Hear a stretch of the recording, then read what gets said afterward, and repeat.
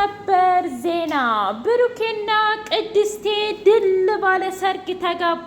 ምሳሌ በደስታ ልቧ ተንደቀደቀ። ዳጣዬም እጅጉን ደስ አላት። ሉላና ሞገስ ሆነው እንዲሁም ዳጣና ምሳሌ ሰርፕራይዝ አድርገው በደንብ ሰርጉን እንደ አስደሳች አድርገው ሰርፕራይዝ አደረጓቸው።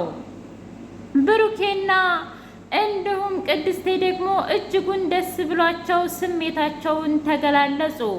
ብሩኬ በጣም እኔ እኮ አንቺን ከወደድኩሽና ካፈቀርኩሽ በጣም ቆይቻለሁ። ነገር ግን እስከ ዛሬ የራሴ ችግር ውጣ ውረድ ስላለብኝ ነው። እባክሽ ቅድስቴ ልታገቢኝ ትፈልጊያለሽ ወይ ብሎ ሲላት፣ እንዴ አይሄን አግኝቼ ነው ጋሼ?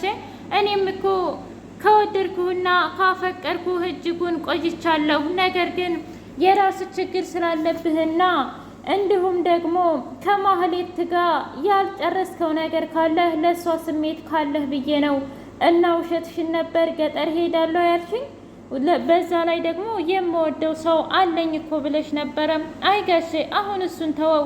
በእርግጣው ምክንያቱም የምወደው አንተን ነው። ገጠር የመሄዱ ጉዳይ ግን የእውነት አንተ ጥያቄውን ባታቀርብልኝ ኑሮ እውነትም ልሄድ ነበር ብላ ነገረችው።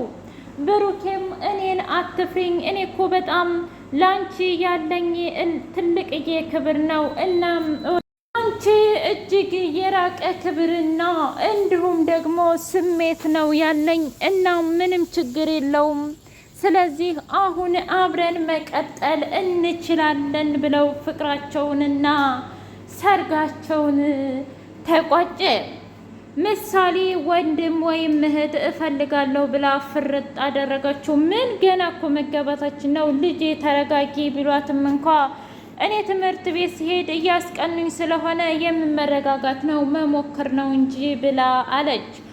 ማህሌት አበደች፣ ጨለለች፣ ሰከረች። ያሳዝናል። ማህሌት እንግዲህ ስሜቷን እሱስ ውስጥ መደበቅን መርጣለች። እናም እንዴት በእኔ ላይ እንዴት ቆርጦለት እንዴት እያለች ራሷን እየወቀሰች ትገኛለች። ሰላም ውድና የተከበራችሁ የቻናሌ ቤተሰቦች እንዴት ናችሁ? ሁሉ ሰላም፣ ሁሉ መልካም። እኔ እግዚአብሔር የተመሰገነ ይሁን ሰላም ነኝ፣ ደህና ነኝ። ለዚህ ቻናል አዲስ የሆናችሁ ሰብስክራይብ በማድረግ ቤተሰብ ይሁኑ። ነባር ቤተሰቦች ደግሞ ስለምትከታተሉኝ እጅጉን አድርጌ አመሰግናለሁ። እጅግ አስተማሪውና አጓጊው ምሳሌ ድራማ እንደቀጠለ ይገኛል። ዝናና ሞገስ በኃይለኛው ተጣሉ። ሞገስ ሉላን አደራ አሁን ካለሽበት ቦታ እንድትወጪ አልፈልግም፣ ምክንያቱም እየተከታተለን ነው ዝና ብሎ ሲላት፣ አይ ሞገስ መምጣት አለብህ፣ ካልመጣህ ግን እኔ ራሴ ወጥቼ ነው የምመጣው እያለች ረበሸች። ተረጋጊ እባክሽን ተረጋጊ፣ ሁሉም ነገር እንደሚስተካከል ቃል እገባልሻለሁ፣ ካልሆነ ግን ዝና ያገኘንና ሁላችንንም ይገለናል እባክሽ ቢላትም፣ እኔ እኮ ማበዴ ነው ታዲያ አንተንስ ቢያገኝ እመኝኝ እኔን አይገለኝም። እነ ብሩክንም ደግሞ ስለቀጠርኳቸው ነገ ሁሉንም ነገር ተናግሬ ሁሉም ነገር ያበቃል፣ እሺ ምንም የሚያጨናንቅ ነገር የለም ብሎ ቃል ገባላት። ዳጣ ለምሳሌ እኔ ምልሽ እውነት ግን ብሩኬና ቅድስቴ በጣም የተስማሙ ይመስልሻል አይደል? ምን ማለት ነው? ማለቴ በጣም የተዋደዱ ነው እንዴ? መዋደድ ማለት ምን ማለት ነው? ይዋደዱ የለ እንዴ? እሱንም አላውቅም። አንቺ ልጅ የማይገባሽን ነገር ዝም በይ እሺ። ለማንኛውም እናት አግኝተሻል። በዛ ላይ ቅድስቴ ትክክለኛ እናትሽ ብትሆን እጅጉን ደስ ይለኛል። ምን ማለት ነው? እናቴ እኮ ሙታለች። አይ ሁለተኛ እናትሽ ብትሆን ብዬ ነዋ። እኔም ደስ ይለኛል እኮ። እንደውም ታውቂያለሽ በፊት ላይ ቃል ገብታልኝ ነበር። ምን ብላ? እኔ እናትሽ ሆናለሁኝ አባትሽ እሺ ካለ ብላኝ ነበረ።